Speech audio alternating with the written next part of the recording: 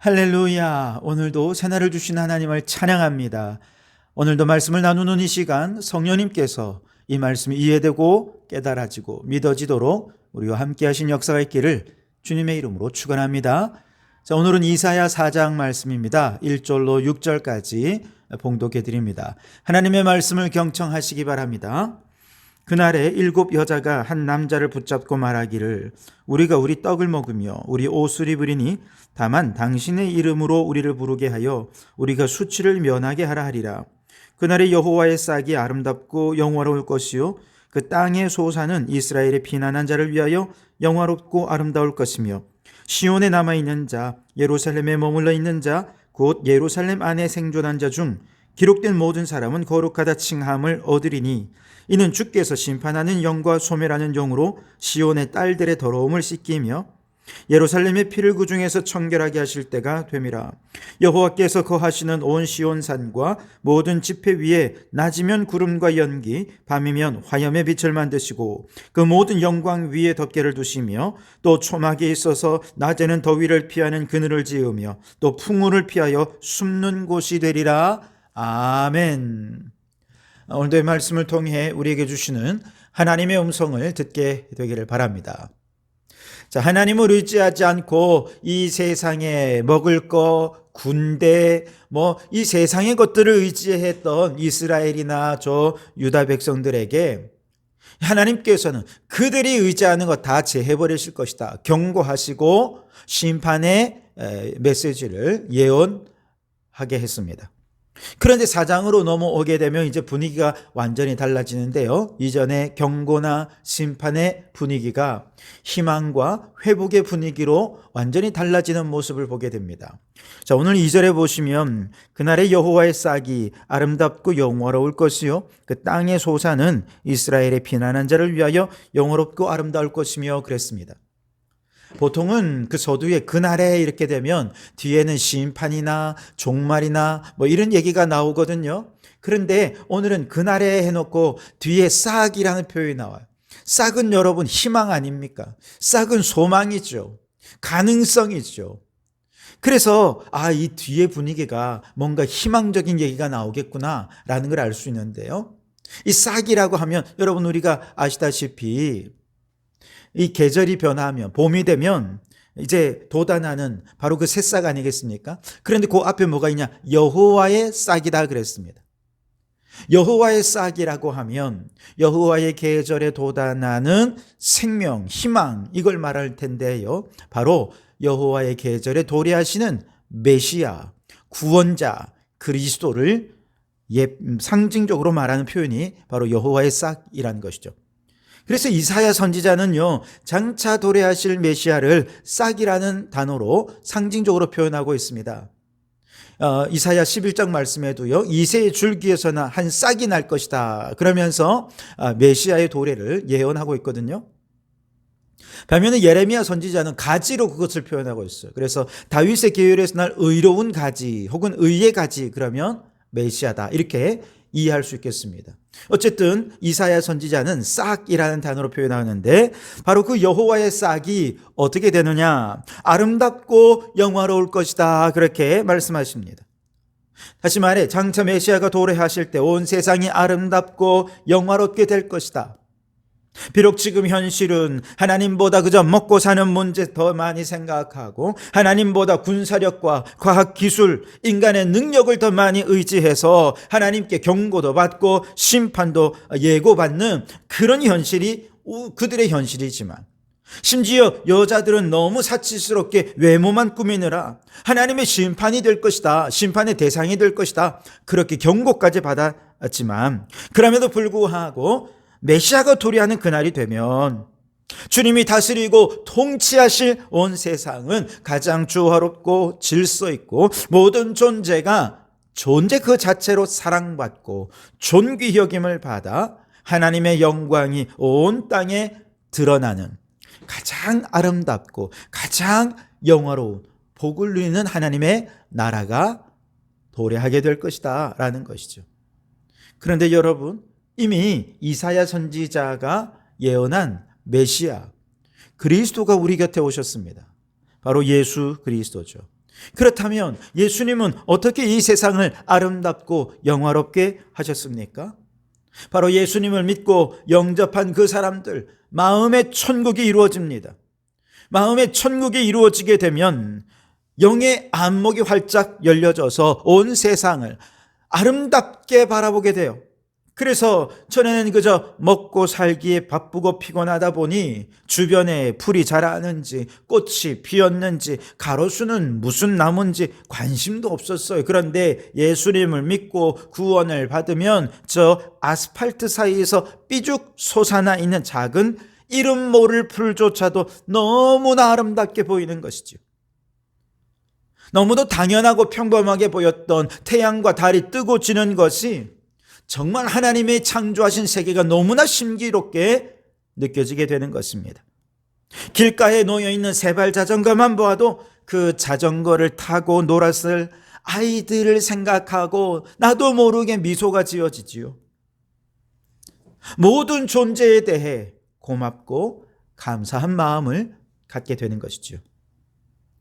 이처럼 마음의 천국이 이루어지고 온 세상을 아름답고 영화롭게 바라볼 줄 아는 구원받은 하나님의 백성들이 함께 모여 말씀 위에 세워가는 하나님의 나라는 그 어느 나라보다 조화롭고 질서 있는 하나님이 다스리시는 하나님의 나라를 이루게 될 것이라는 것이죠. 그렇습니다, 여러분. 우리는 이미 여호와의 계절이 피어나신 메시아 예수 그리스도를 영접한 사람들입니다. 예수 그리스도로 말미암아 마음의 천국을 이룬 사람들입니다. 그러니 온 세상을 아름답고 영화롭게 바라보며 감탄하고 하나님을 찬송하는 우리 성도들이 되실 수 있길 바랍니다. 뿐만 아니라 우리와 함께 예수 그리스도를 바라보고 예수 그리스도를 통해서 온 세상을 아름답게 바라보고 영화롭게 바라볼 수 있는 영안이 열려질 수 있도록 이 예수 그리스도를 이 땅에 증거하는 우리 성도들이 되실 수 있기를 바랍니다.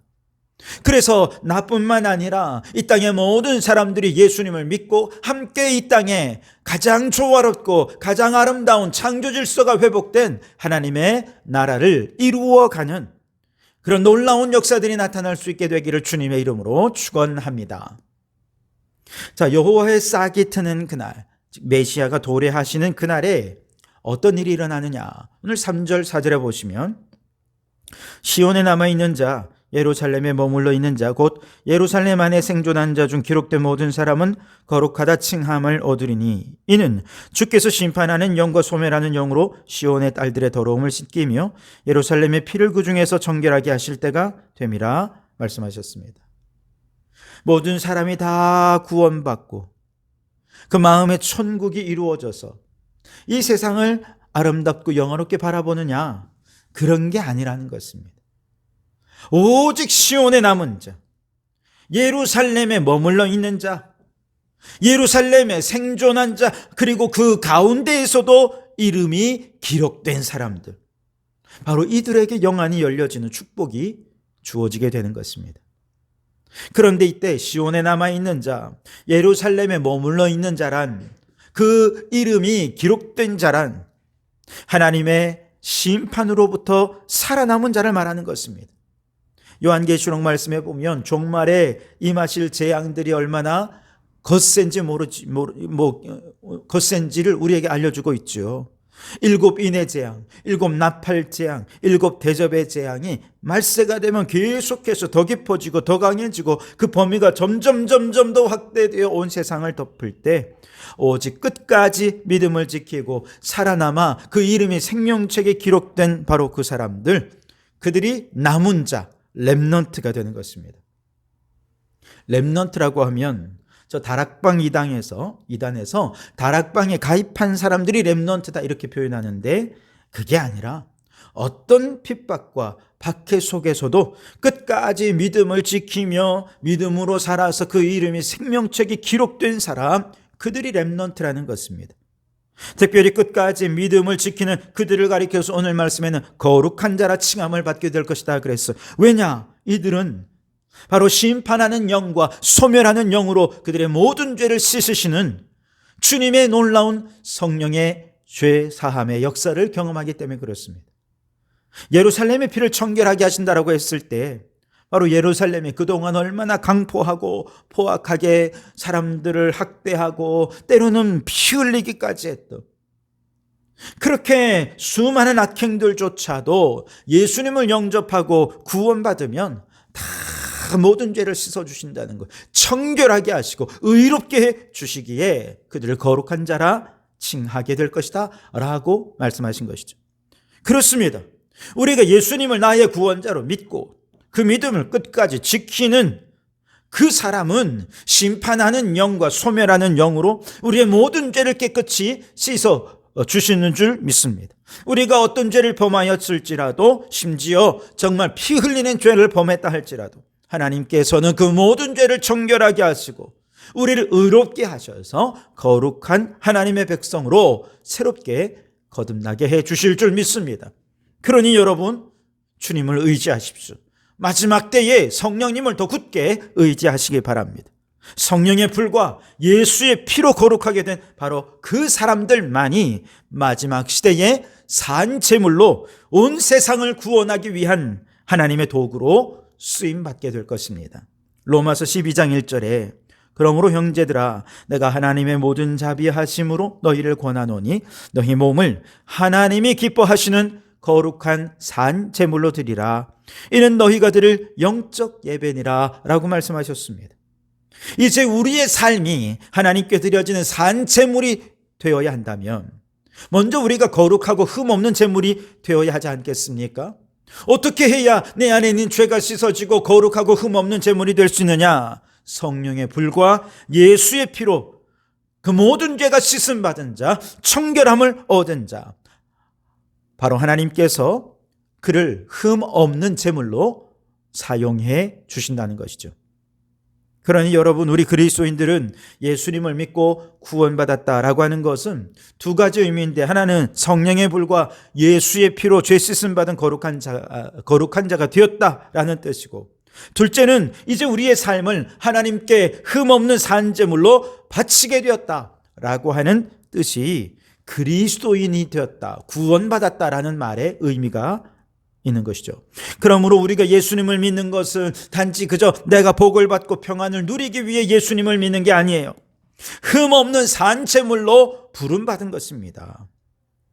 그러므로 여러분, 성령의 불과 예수의 피로 모든 죄를 씻으시고 거룩하고 성결한 우리 주님의 산제물이 되어서 이 마지막 시대에 하나님 나라를 위해 귀하게 쓰임받는 성도들이 되실 수 있기를 바랍니다. 마지막으로, 이처럼 하나님의 거룩한 백성이 되었다면 우린 반드시 주님의 도우심과 보살피심 속에 들어가게 될 것입니다. 5절과 6절에 여호와께서 거하시는 온 시온 산과 모든 지폐 위에 낮이면 구름과 연기, 밤이면 화염의 빛을 만드시고 모든 영광 위에 덮개를 두시며 또 초막이 있어서 낮에는 더위를 피하는 그늘을 지으며 또 풍우를 피하여 숨는 곳이 되리라 그랬습니다. 예수님이 우리에게 그리스도가 되실 뿐만 아니라 그분은 우리의 주가 되셔야 합니다.